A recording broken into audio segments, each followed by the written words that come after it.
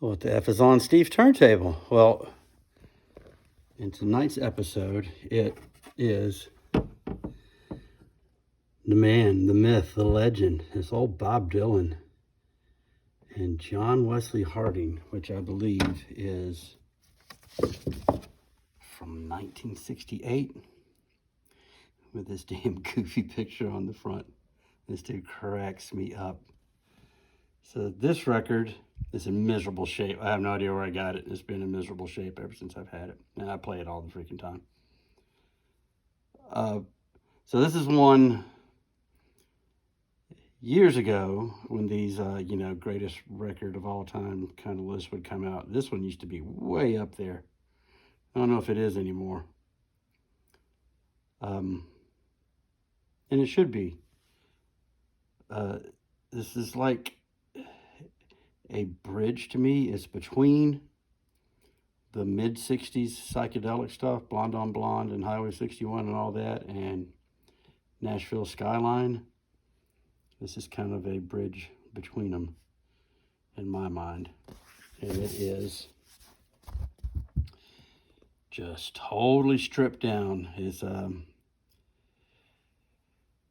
Kenny Buttrey and Charlie McCoy basically on all the songs, a couple Nashville guys, and Bob Dylan. He plays piano and he plays guitar. And he blows that freaking harmonica. And it's just really sparse.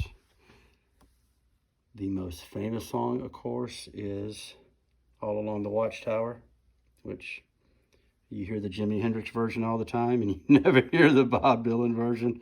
And I will admit the Jimi Hendrix version is probably better, but this one's really good too.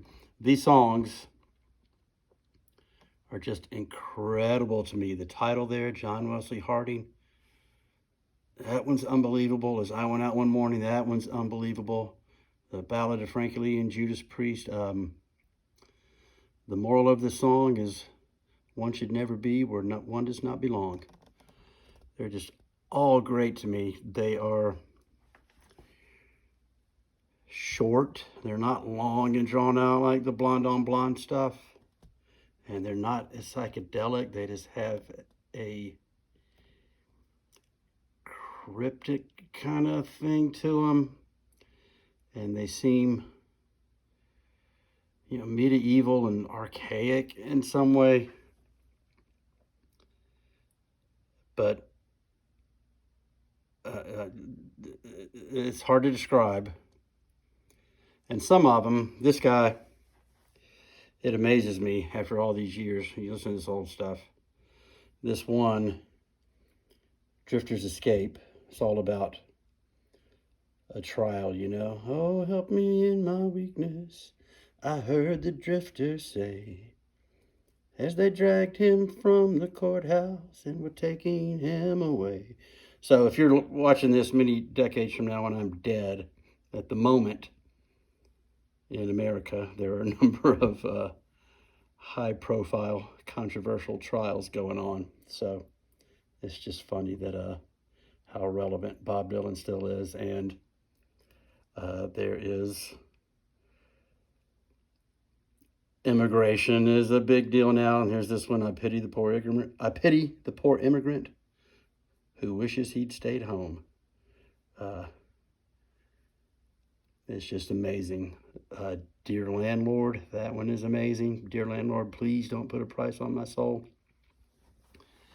This guy, to me, it's for songwriters, it's everybody else and then him. He is just heads above everybody else, to my mind. The last two got Pete Drake on them, and they sound like something. The next record's Nashville Skyline. They seem like they belong there more. Great songs. They just kind of don't fit in with the rest of these. And my favorite, I Dreamed I Saw St. Augustine. I don't know what it is I like about it.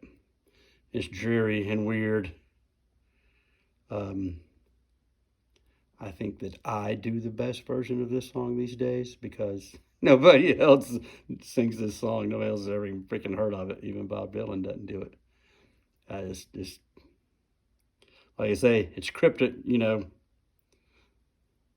Does it mean anything? Is there something it's supposed to mean? Something I'm missing? I don't know.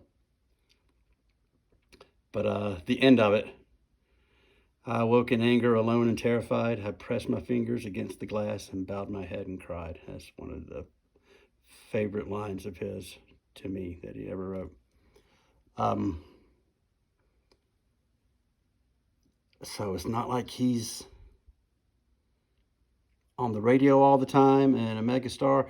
I was talking to a friend the other day. I accept that people don't get Bob Dylan. I can sort of understand that they don't get it, but man, I just feel fucking sorry for him. You're missing out on an entire universe. So you know, if you are just familiar with his quote unquote hits, then you've heard none of these. So if you can stumble across a copy of this one